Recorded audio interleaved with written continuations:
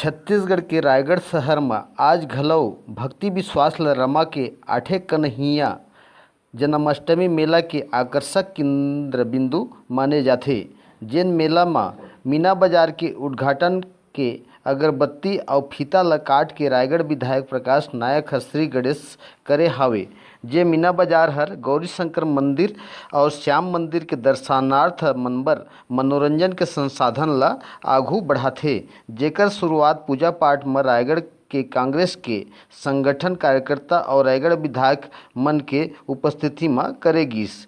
रायगढ़ जन्माष्टमी में गौरीशंकर मंदिर श्याम मंदिर के झांकी हर आकर्षक बनके कृष्ण जन्माष्टमी में चकाचौंध करके आदमी मनबर ला रिझाए बर आघू दिखत हे। हमर चैनल में अपन तीर तार की जानकारी पाए बर सब्सक्राइब करो, लाइक करो, घंटी जरूर दबाओ। छत्तीसगढ़िया 24 घंटे ले ब्यूरो प्रमुख केशव महंत, रायगढ़।